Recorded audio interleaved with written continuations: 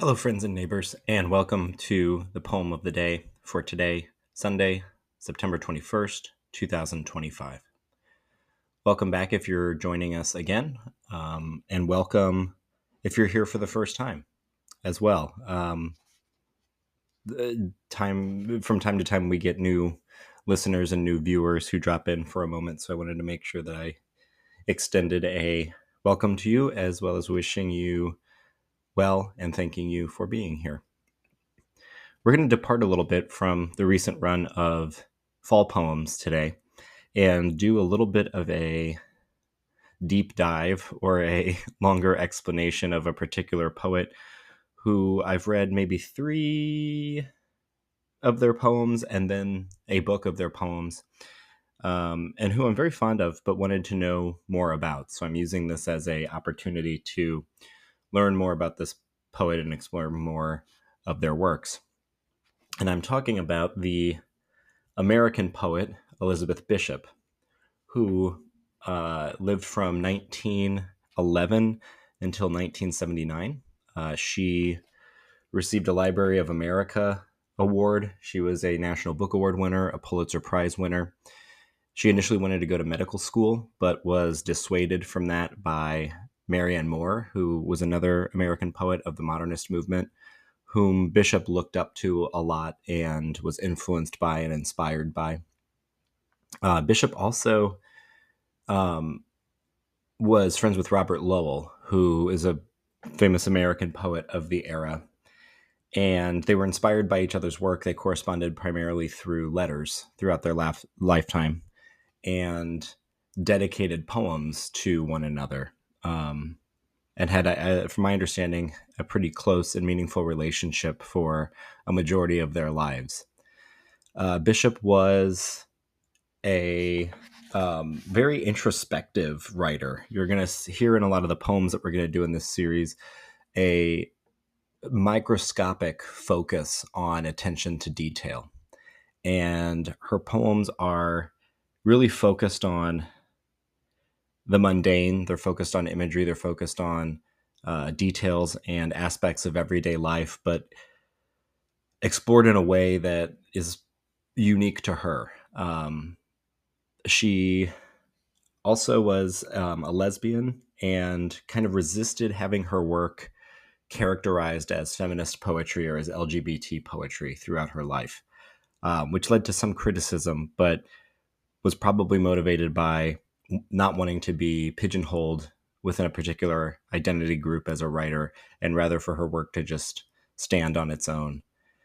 Her most famous book is probably her last book of poetry that was published, which is Geography 3, and that's what I'll be reading from today.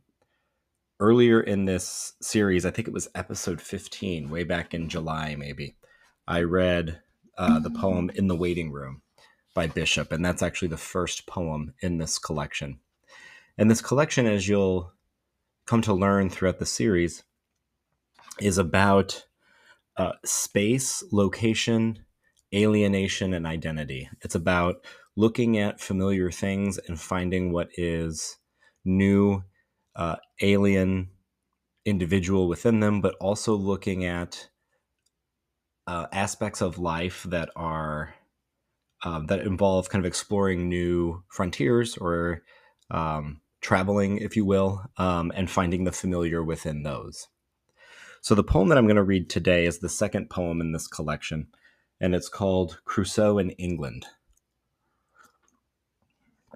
And it's a bit of a longer poem, and so I will have some comments at the end of it, but mostly I wanted this video to serve as an introduction to Bishop and to her work, and for us to enjoy the second poem in the collection. So this is Crusoe in England from 1977 by Elizabeth Bishop. A new volcano has erupted, the papers say, and last week I was reading where some ship saw an island being born. At first a breath of steam, 10 miles away, and then a black fleck, basalt probably, rose in the mate's binoculars and caught on the horizon like a fly. They named it, but my poor old island's still unrediscovered, unrenamable. None of the books has ever got it right. Well, I had 52 miserable small volcanoes I could climb with a few slithery strides. Volcanoes dead as ash heaps. I used to sit on the edge of the highest one and count the others standing up, naked and leaden, with their heads blown off. I'd think that if they were the size I thought volcanoes should be, then I had become a giant. And if I had become a giant, I couldn't bear to think what size the goats and turtles were, or the gulls, or the overlapping rollers, a glittering hexagon of rollers closing and closing in, but never quite glittering and glittering, though the sky was mostly overcast. My island seemed to be a sort of cloud dump. All the hemispheres' leftover clouds arrived and hung above the craters. Their parched throats were hot to touch. Was that why it rained so much? And why sometimes the whole place hissed?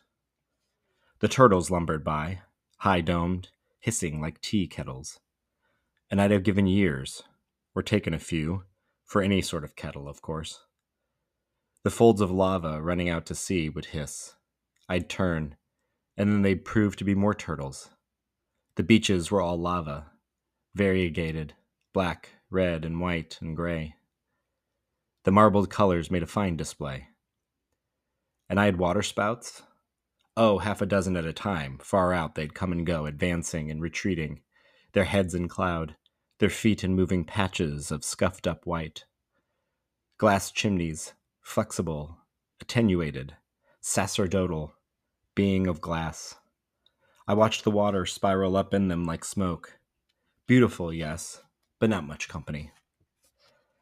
I often gave way to self-pity. Do I deserve this? I suppose I must. I wouldn't be here otherwise. Was there a moment when I actually chose this? I don't remember, but there could have been. What's wrong about self-pity, anyway? With my legs dangling down familiarly over a crater's edge, I told myself, pity should begin at home. So the more pity I felt, the more I felt at home. The sun set in the sea. The same old sun rose from the sea, and there was one of it and one of me. The island had one kind of everything. One tree snail, a bright violet blue, with a thin shell, crept over everything. Over the one variety of tree, a sooty scrub affair. Snail shells lay under these in drifts, and at a distance you'd swear they were beds of irises. There was one kind of berry, a dark red. I tried it, one by one and hours apart. Sub-acid, and not bad, no ill effects. And so I made home brew. I'd drink the awful, fizzy, stinging stuff that went straight to my head and play my homemade flute. I think it had the weirdest scale on earth. And dizzy, whoop and dance among the goats.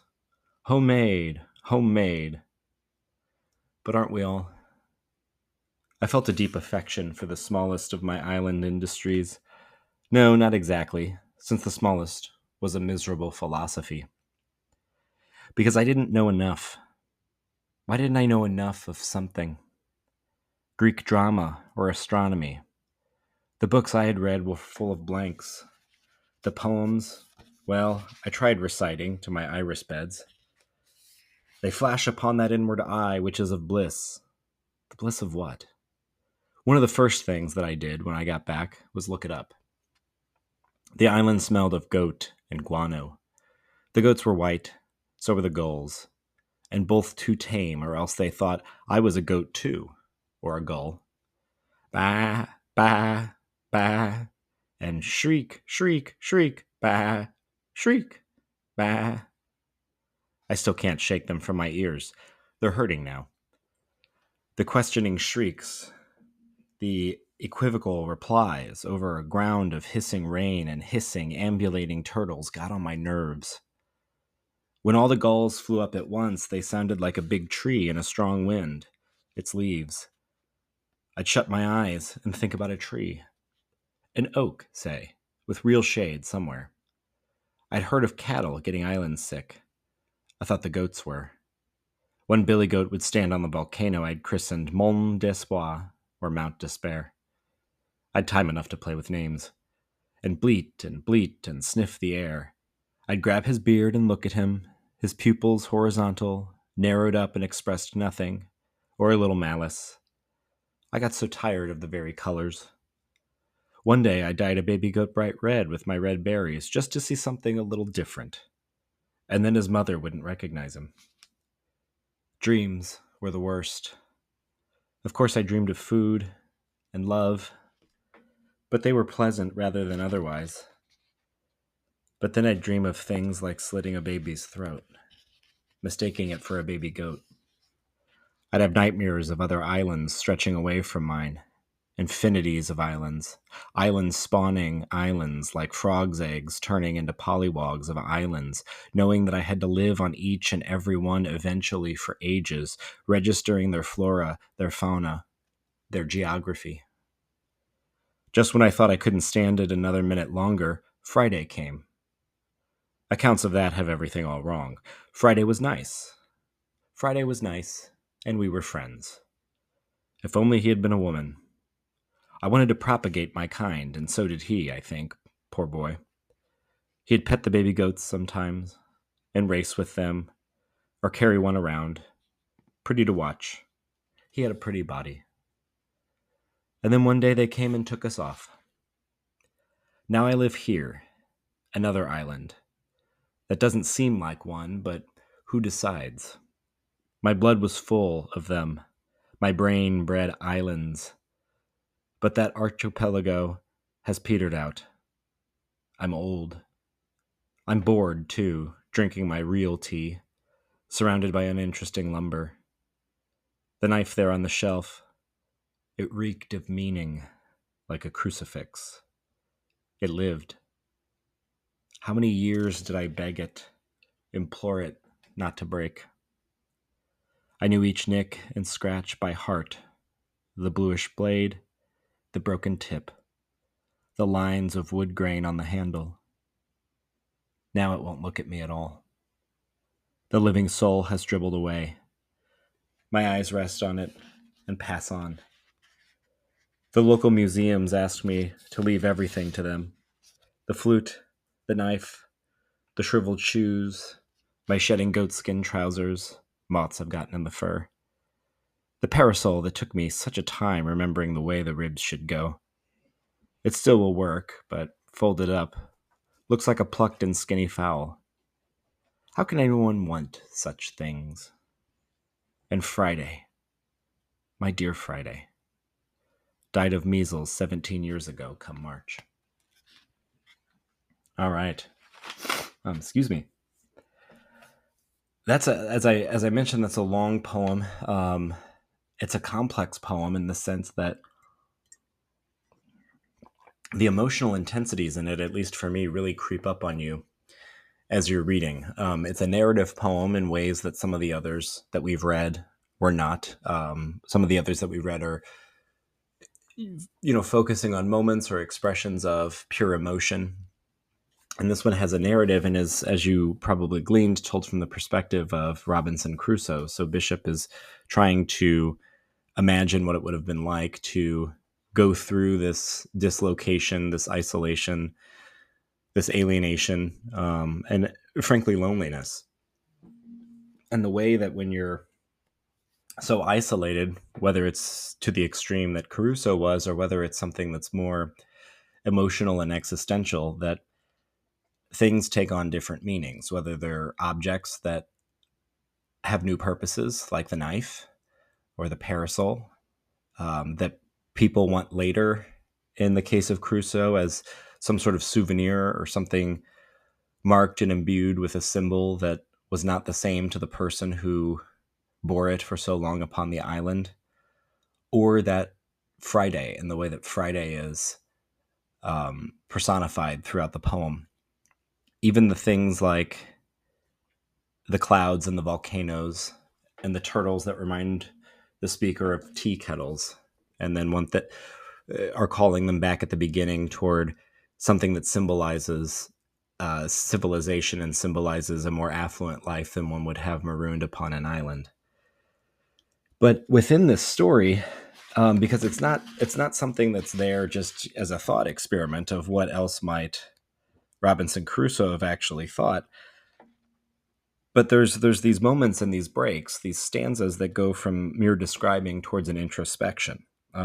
There's one of giving way to self-pity, wondering if you deserved this or whether there was some choice that brought you there. And I think that that's the way in which this poem speaks to something that's more relatable and universal, perhaps to Bishop, but certainly to the speaker, as most of us have not been marooned upon an island for a very long time. But to experience such a profound isolation, one that's done by circumstance, and to wonder at some point whether we are ourselves to blame in some way, or whether the choices that we've made along the way have led us to this particular moment wherein we've authored our own misery.